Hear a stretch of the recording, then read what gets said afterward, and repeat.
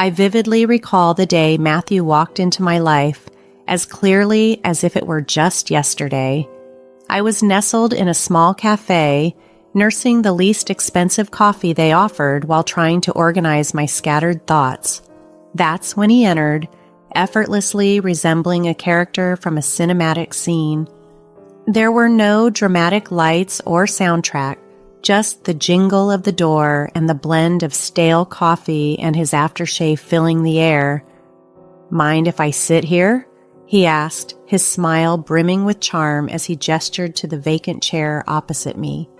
"Go ahead," I managed to respond, striving to maintain my composure despite the surprise of his unexpected arrival.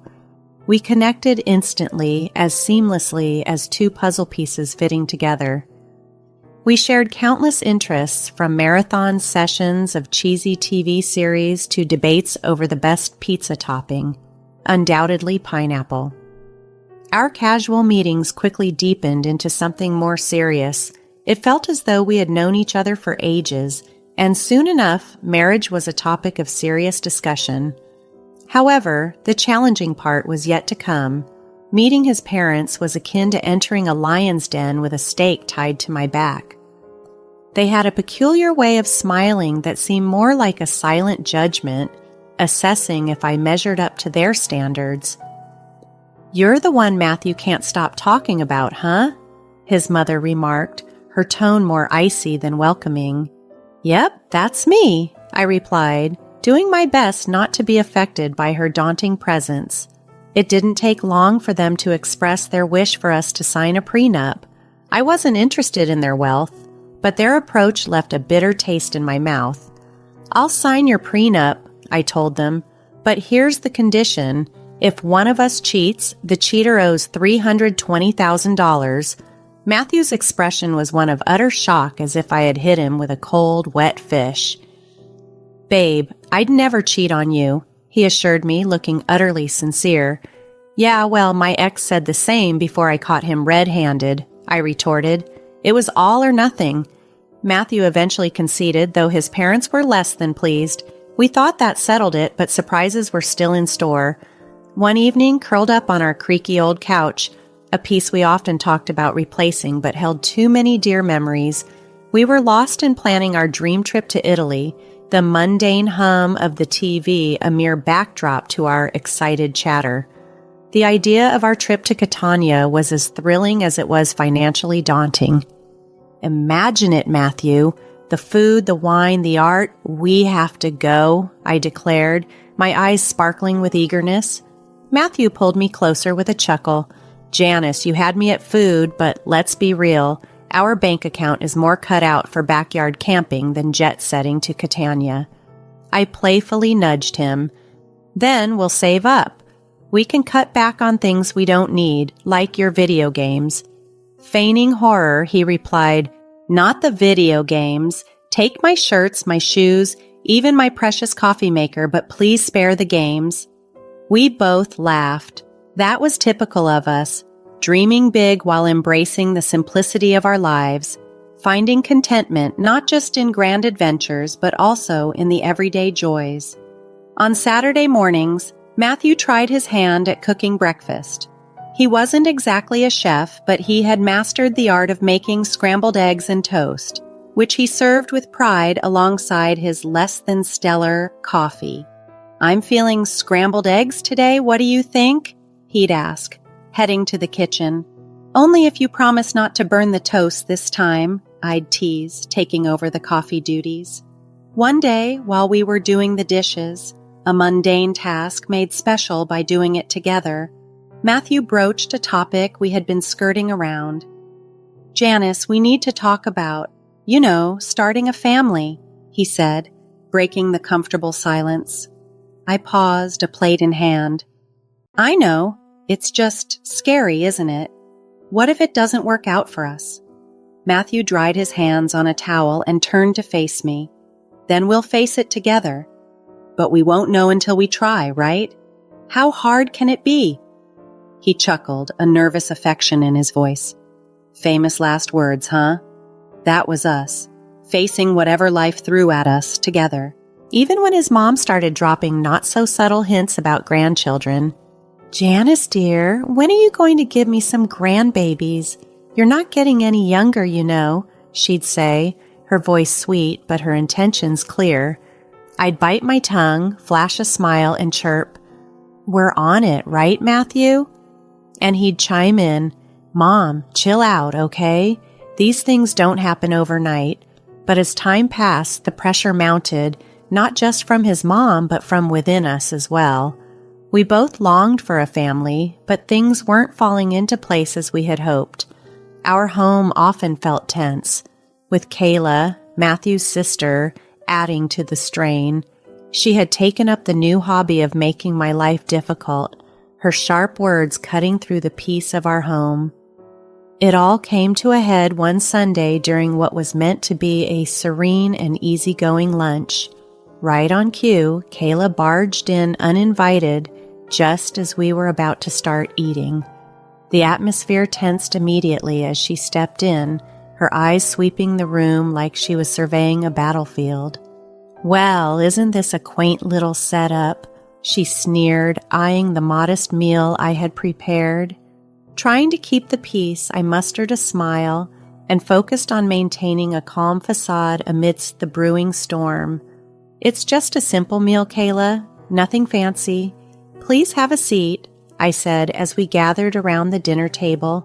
Kayla wasted no time diving into her usual tirade. "You know, Janice," she started, her voice thick with condescension, "I was talking to Mrs. Kathleen the other day. Her grandson just became a dad. It made me think, when will you and Matthew have some good news for us? Time's ticking, you know." My cheeks burned with a mix of embarrassment and irritation. I looked to Matthew for support, but he seemed suddenly fascinated by his meal. "Mom, seriously," Matthew mumbled, though his words lacked conviction, and we all felt it. Unfazed, Kayla continued, "I hate to be blunt, but you're not getting any younger. You work hard for your money, Matthew. Why waste it on Janice if she can't fulfill her basic duties as a wife? Hiring help for cleaning and cooking would be much more efficient, don't you think?" That comment was the final straw. "I'm doing my best here, Kayla," I blurted out. "It's not like I don't want children. And as for the house and cooking, I didn't realize marriage came with a job description." Kayla scoffed. "Marriage isn't a free ride, Janice. You have responsibilities, and frankly, you're not meeting them." The air thickened with tension, and tears welled up in my eyes. But the deepest cut wasn't Kayla's biting words. It was Matthew's silence. When he finally spoke, it wasn't to defend me. "Mom's right. Maybe we should consider getting some help around here. It would take some pressure off you, too," he suggested. His words felt like a betrayal. I was starkly alone in this. As Kayla's visits became more frequent, so did her criticisms. She'd inspect every corner of our home, pointing out any flaw. "You call this clean?" she'd sneer. "Looks like a pigsty to me." Then came the jabs about my appearance. "Is that what you're wearing? A wife should dress to please her husband. No wonder Matthew seems exhausted. He comes home to this?" I tried to stand my ground. "Kayla, I dress for myself, not for Matthew. And he's tired because he works hard, not because of my outfit." But it was futile. Kayla had made up her mind about me, and nothing I said swayed her. Matthew's lack of support wounded me deeply. Every night after his mother left, we'd argue. "Why won't you defend me, Matthew? She's bulldozing over us and you just stand by. Janice, she's set in her ways. What do you expect me to do? Kick my mom out?" "No, but I expect you to be my partner, to stand with me, not against me." It became clear that this situation was more than just Kayla's disapproval. It was a test of our marriage, of whether we could endure the relentless onslaught of Kayla's criticisms. As the weeks passed, it dawned on me that this wasn't a temporary phase. It was a full-blown assault. If we didn't take action soon, there might not be anything left to salvage. The atmosphere between Matthew and me had turned icy, exacerbated by Kayla's intensified critiques. Life at home had become unusually tense, and I couldn't shake the feeling that Matthew was keeping something from me. It wasn't just the usual stress of his job. There was an unsettling change in his behavior that hinted at deeper secrets. It began subtly with his phone habits. Matthew, who had always been an open book, started to step out of the room for calls, particularly those from someone named Austin, allegedly a new colleague who had a lot of questions. One quiet evening, trying to keep the conversation light, I asked, "Who's this Austin at work?" Matthew's reaction was instant and telling. His body stiffened and he looked away, a clear signal of his discomfort. "Just a new guy at the office, really inquisitive," he answered too quickly, avoiding my gaze. But there were more troubling signs. Matthew, previously indifferent to fashion trends, began transforming his wardrobe. Out went the graphic tees and faded jeans, replaced by neatly pressed shirts, sleek trousers, and even cologne, a new scent that clung to him each morning. "What's with the new look? Planning to model for a department store catalog?"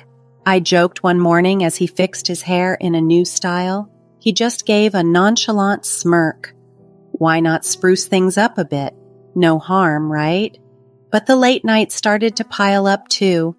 "Sorry, love, this project is killing me. I'll be home late," his texts read night after night, and it would often be the early hours of the morning before I heard the turn of his key in the door. Something felt wrong, a gnawing sense that wouldn't go away. Driven by a mixture of fear and need for the truth, I hired a private investigator, a decision that felt ripped from a melodramatic detective series. The results were as dramatic as the decision itself. A plain envelope filled with photographs and a voice recording. The images showed Matthew with another woman, their closeness undeniable, while their intimate conversations on the recording shattered any illusions. Here was a man in love, but not with me. As I absorbed the shock, sitting alone with the cold truth laid bare on my kitchen table, I realized these pieces of evidence could be critical if our marriage dissolved into a divorce. The photographs stole scenes from our shared life, turning them into fragments of betrayal. The voice recording mocked every tender word he had ever spoken to me.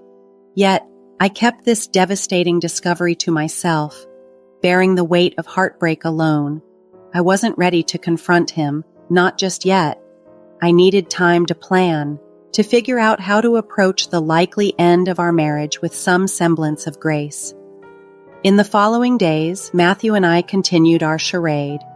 He wore the mask of the affectionate husband, and I played the role of the content wife, our exchanges peppered with artificial laughter and hollow words. "Everything all right?" he would ask, concern painting his voice. "Just tired, you know. Work's been crazy," I'd reply, the lie tasting sour in my mouth. Then one day, as I passed by Matthew's slightly open office door, the truth finally spilled out. Matthew and Kayla were discussing not trivialities, but the future of our relationship with grave seriousness. "I can't do this anymore, Mom. It's not about Janice not having kids, it's more than that. I feel like we're just coexisting, not really together," Matthew confessed, his tone weary. Kayla's response was sharp as a knife. "But Matthew, think about it. She hasn't given you a child. What else does she bring to our family? But let's not rush. My 60th birthday is just around the corner." Their words, heavy and cold, confirmed the lonely path ahead. This wasn't just a rough patch. It was a profound disconnect that might not be mended. As I stood there, the fabric of our marriage unraveling, I knew decisions lay ahead that would redefine my future. We couldn't miss out on a generous gift from her, could we? Kayla's words, dripping with cynicism, pierced me deeply. They had a plan: keep me around just long enough to enjoy the lavish gifts from her upcoming birthday celebration before unceremoniously cutting ties. "Just a bit longer," Kayla had said with a venomous smirk. I stood frozen, fury and disbelief coursing through me. It was clear they intended to discard me as easily as one would cross off an item on a grocery list. The sting of betrayal ignited a fiery determination within me. They saw me as a mere pawn in their twisted game, but I was resolved to show them I was no one's fool. A few days later, we sat down to a family dinner that felt more like a staged play than a warm gathering. Kayla, with a calculated smile, turned to me. "So, Janice, dear, what do you have planned for my birthday? Something special, I hope?" I met her gaze with a calm that belied my inner turmoil. "Actually, Kayla, I've been thinking about arranging a dinner at the city's most exclusive restaurant, an evening you won't forget." Her eyes sparkled with greedy anticipation as she exchanged a satisfied look with Matthew. They thought they had cornered me, but little did they know I was already steps ahead in a different game. "Oh, Janice, that sounds wonderful. Just close family, keep it intimate," Kayla purred with feigned sweetness. "Absolutely, Kayla. We'll make it a night to remember," I responded, the words tasting of ashes in my mouth. The weeks leading up to Kayla's 60th birthday felt like marching toward a day of reckoning. Each of Kayla's smirks and Matthew's dismissive nods only fueled my resolve. My plan was simple yet bold.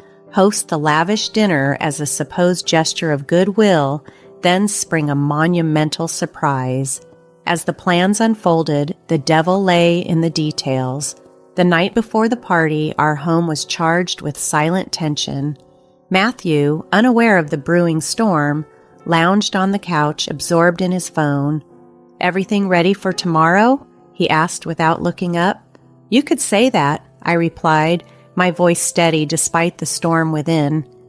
The day arrived, and as guests filled the opulent dining room we had reserved, the air was thick with anticipation. My heart raced, not with nerves, but with the thrill of imminent revelation. Kayla, basking in the spotlight, reveled in the grandeur. "Oh, Janice, you've truly outdone yourself. This place is divine," she announced, her voice carrying across the room. As the evening progressed, laughter and stories filled the air, masking the undercurrents of the gathering. Just as dessert plates were cleared, the moment I had been waiting for arrived. The waiter approached discreetly and whispered the staggering cost of the dinner, $10,000. I handed over my credit card, unnoticed by most. Then, as if on cue, Matthew dropped his bombshell. "Janice, it's time for the truth. I'm done with this, with us. I want a divorce," he declared, his words cutting through the festive noise and suffocating the atmosphere. Before I could process his words fully, Kayla, sharp and decisive, interjected. "Well, now that it's out in the open, it's best you leave, Janice. Tonight is about family and, well, you're no longer part of ours." The room fell into stunned silence, every gaze fixed on me, yet I refused to crumble. With a composure I scarcely felt, I rose from my seat, nodded, and walked out without a word. The chill of the night air hit me as I left, the weight of finality crashing over me as I made my way to a friend's apartment. The night closed in, a stark reminder of the cold journey ahead, but I walked on, resolved to start anew from the wreckage of what once was. With steely determination setting in, I finalized my plans and packed my essentials, transforming the numbness of betrayal into decisive action. This was the close of one chapter and the beginning of another. As I zipped up my last suitcase, my phone began to buzz insistently. I tried to ignore it, but curiosity eventually won over. Kayla's frantic voice blared from the other end. "Janice, the payment didn't go through. You need to fix this right away," she demanded. The irony of the moment was bittersweet. In my preparations, I had foreseen such a move and had already blocked access to our shared accounts, anticipating it might be Matthew's first line of defense. "Oh, Kayla, what a shame. But since I'm no longer part of the family, as you've made abundantly clear, I'm afraid you'll have to sort this out yourself." Her fury crackled through the phone, a melodious sound to my ears after the betrayal I'd endured. The chaos that followed was the perfect ending to the farce my marriage had become. I heard stories of the restaurant staff demanding payment, Kayla's escalating tantrums, and eventually the police arriving to calm the storm she had whipped up. In the end, it was Matthew and his family who were left to scramble to cover the bill, a fitting end to their deceit. The morning after the dinner was like waking up after a storm. I returned to what was once our shared home for one final time, divorce papers in hand, ready to confront whatever remained of our relationship. The atmosphere was electric, almost tangible as if it could be sliced with a knife. Matthew and Kayla were in the midst of a heated discussion, their animosity palpable. "You've got some nerve showing up here after last night," Matthew spat, his expression twisted with anger and disbelief. "Great! You've humiliated us in front of the entire city. Do you understand the humiliation of having the police called because of your antics? People were laughing, filming," Kayla added, her words sharp as knives. I faced their fury with a calm I scarcely felt inside. "Shame? Is that your primary concern right now?" I retorted, throwing the divorce papers on the table and placing the damning photos of Matthew's infidelity on top of them. Matthew's face went pale as he picked up the photos, his mother looming over his shoulder. Their anger quickly dissolved into shock, then morphed into panic as the gravity of the situation sank in.